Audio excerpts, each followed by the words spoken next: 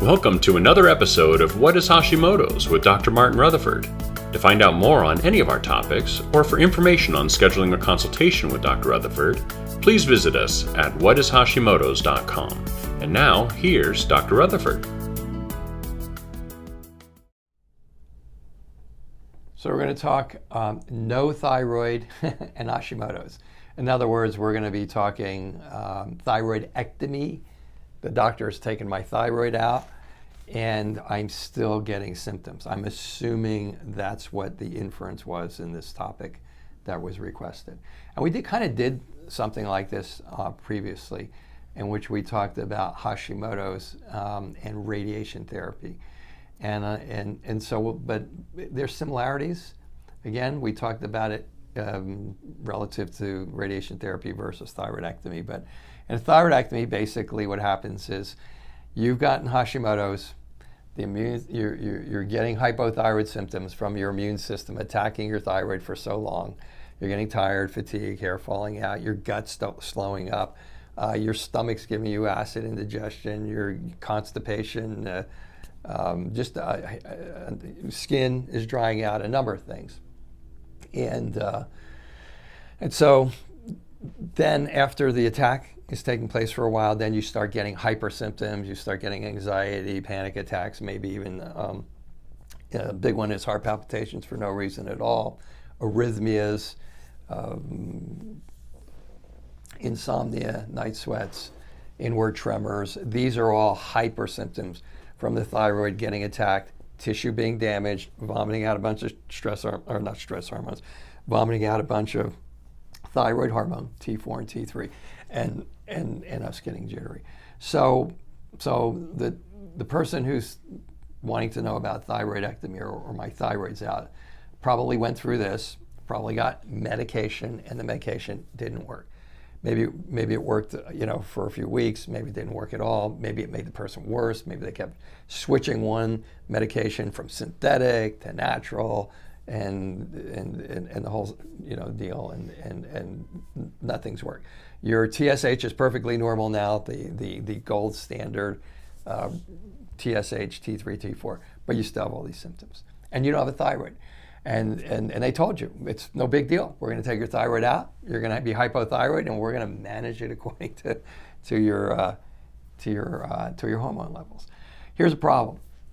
They're managing this. They're managing the thyroid.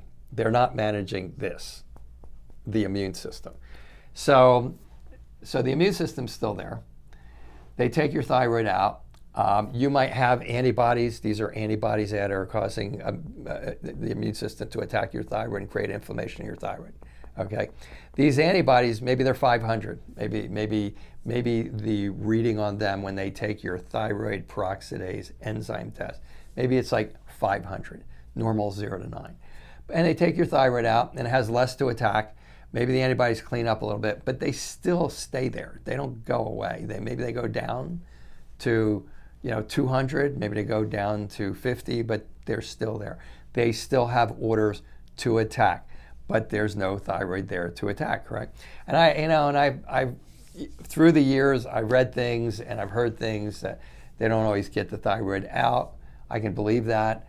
I've never read that particularly in medical literature. Medical literature makes it sound very clean. We take your thyroid out, we give you the medication, life is good. So that could be one reason that you still have thyroid tissue in there and the attack is still hitting. But I think the biggest reason is that you have other cross-talking tissues to the thyroid. What that means is it's called molecular mimicry. So there are enzymes in the thyroid that look exactly like enzymes on your cerebellum. That look exactly, I said enzymes. There are metabolites. There are metabolites on your thyroid that look exactly like metabolites on your cerebellum, which is the part of your brain that controls dizziness, vertigo, balance, stiff neck, blurred vision, a lot of that, okay? And there are metabolites on certain foods that also look exactly like metabolites on your thyroid. Weird, right? Foods endocrine tissue, nerve tissue, but they have these metabolites that all look alike. So it's called a molecular mimicry, and when one thing gets attacked, like the thyroid, the other two can get attacked. So next thing you know, you have a food sensitivity, you eat that, it creates all kinds of symptoms, of thyroid symptoms, cerebellar symptoms, gut symptoms, or you get stressed, or you have some infection or something, and it flares up, inflammation, and it attacks your thyroid, your cerebellum, and maybe this food that you're sensitive to. And then it causes all those symptoms again. Well, when you take the thyroid out and those antibodies are still there, these two guys are still going to get attacked. And it goes beyond that, because they don't even know all the things that I was just reading about antibodies just this past weekend. And they don't even know all the things that that the antibodies are related to. They think it's related to rheumatoid arthritis. They know it's related to polycystic ovarian syndrome and things that are going on in your ovaries. They know it's related to parietal cell antibodies, which are antibodies in your stomach that gives you autoimmune gastritis. They know it's related to autoimmune hepatitis. There's more. It's related to they know it's related to celiac, and there's more, but that's enough.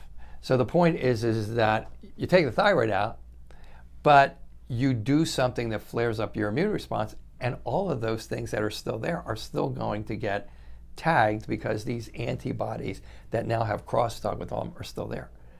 So the solution is not to take out your thyroid.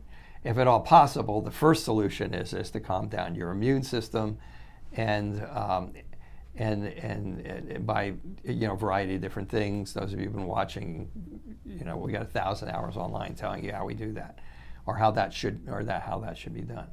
So that's the one thing. And probably one other thing is a lot of people want to know, is thyroid surgery better than thyroid radiation?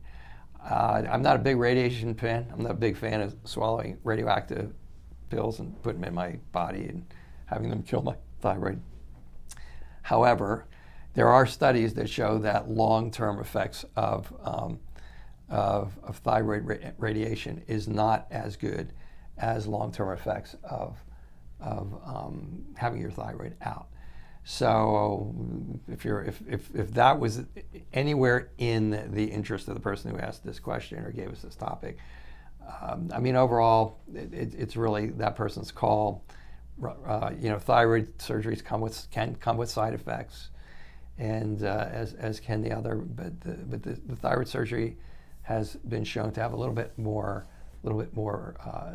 better outcomes longitudinally. And if you do thyroid medication, it works. That's better than those two. And if you get rid of your immune responses, it's better than all three of those. So that is Hashimoto's, thyroiditis, and a thyroidectomy.